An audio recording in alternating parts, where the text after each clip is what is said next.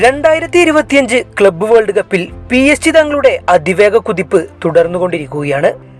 നിലവിലെ ഫുട്ബോൾ ക്ലബ്ബുകളിലെ ഏറ്റവും മികച്ച ടീമുകളിലൊന്നായ റിയൽ മാഡ്രിഡിനെ എതിരില്ലാത്ത 4 ഗോളുകൾക്ക് സെമി ഫൈനലിൽ പരാജയപ്പെടുത്തിക്കൊണ്ടാണ് PSG നിലവിൽ ഫൈനലിലേക്ക് കുതിച്ചിട്ടുള്ളത്. PSG മുന്നേറ്റങ്ങൾക്ക് മുന്നിൽ അടിപതറിയ റിയൽ മാഡ്രിഡിനെയാണ് മത്സരത്തിലുടനീളം കാണാൻ സാധിച്ചത്. Kylian Mbappe, Vinicius Junior, Rodrygo, Valverde, Bellingham, Tchouameni, Ibrahim Diaz, Militao, Rudiger, Courtois അങ്ങനെ പേരുകേട്ട നിരവധി താരങ്ങളാണ് റിയൽ മാഡ്രിഡിന്റെ നിരയിൽ ഉണ്ടായിരുന്നത്. എന്നാൽ ക്ലബ്ബ് വേൾഡ് കപ്പിന്റെ റൗണ്ട് ഓഫ് 16-ൽ PSG പരാജയപ്പെടുത്തിയ ഇന്റർ മയാമിയിൽ ലോകമെമ്പാടുമുള്ള ഫുട്ബോൾ ആരാധകർക്ക് കൃത്യമായി അറിയുന്ന 4 പേരേ ഉള്ളൂ. Lionel Messi, Jordi Alba, Luis Suarez, Sergio Busquets. Inter മയാമിയിലെ ഈ 4 താരങ്ങളെ അല്ലാതെ മറ്റു താരങ്ങളുടെ പേര് പോലും ഒരുപക്ഷെ ഫുട്ബോൾ ആരാധകർക്ക് ശരിക്കും അറിയുകയുണ്ടാകില്ല.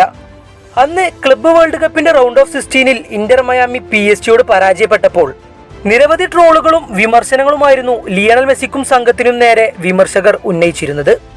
ബർഗർ ലീഗിൽ കളിക്കുന്ന ക്ലബ്ബൊന്നും ചാമ്പ്യൻസ് ലീഗ് ജേതാക്കളോട് മുട്ടാനായിട്ടില്ല എന്നായിരുന്നു ട്രോളുകൾ.